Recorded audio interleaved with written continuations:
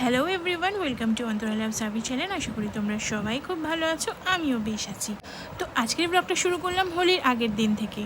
দোকানে এসে বাবি আর আমার জন্য চা আর ঝালমুড়ি আর সোনাটার জন্য বিস্কিট নিয়ে এসেছিলাম। দেন দোকান টোকান করে সোজা বাড়ি যাচ্ছি এখন, আর তার আগে কিনে নিচ্ছি আবিরের হোলির সরঞ্জাম।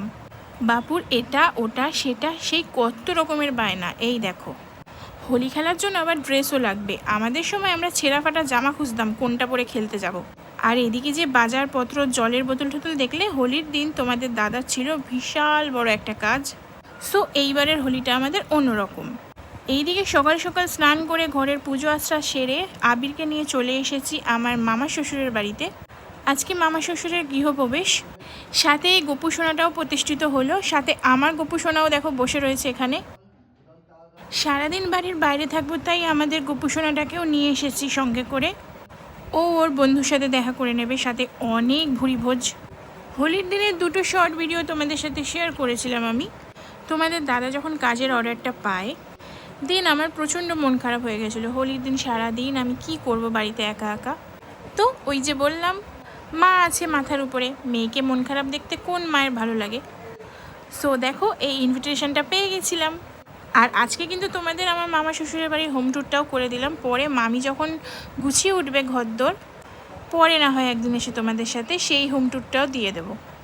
আমার তো এই বছরের হোলিটা খুব ভালো কেটেছে। সকাল থেকে উপোস থেকে গোপু সোনার সেবা দিয়ে হোম যজ্ঞ, তার সাথে অঞ্জলি, ভাবনারও বাইরে। এই বছরের হোলিটা ছিল আমার কাছে অন্যরকম।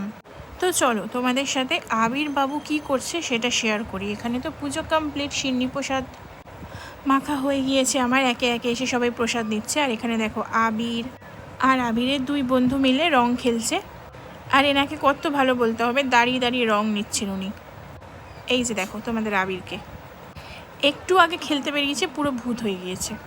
তো আমাদের সব কিছু কমপ্লিট করে মামি যেই ভাড়া বাড়িতে ছিল সেই বাড়িতে গিয়েছিলাম। দেন ওখান থেকে মায়ের বাড়িতে চলে এসেছি গ্রহণ ছাড়ার পর। এসে এই বাড়িতে পুজো দিলাম। গোপু সোনাকে নিয়েই চলে এসেছি, কারণ আমি আজকে থাকবো। আর এদিকে দেখো তোমাদের দাদা, বাবি, মেশো সব গিয়েছিল আজকে যেখানে অর্ডার ছিল বললাম মার্লিনে। তোমাদের দাদা বাবি আর মেশোকে নিয়ে গিয়েছিল কাজে। যেহেতু আমরা সবাই একসাথেই মজা করি আর ওনারা দুজন বাড়িতে থেকে কি করবে, তাই দুজনকে সাথে করে নিয়ে চলে গিয়েছিল তোমাদের দাদা। আর ফিরে সোজা আমার মায়ের বাড়িতে চলে এসেছিল। দেন সকালবেলা ঘুম থেকে উঠে সোজা চলে এসেছি আবিরের স্কুলে প্রিন্সিপালের সাথে দেখা করতে। কিছু একটা ডিসিশন নিতে চলেছি, চলো পরের ভিডিওতে দেখা হচ্ছে।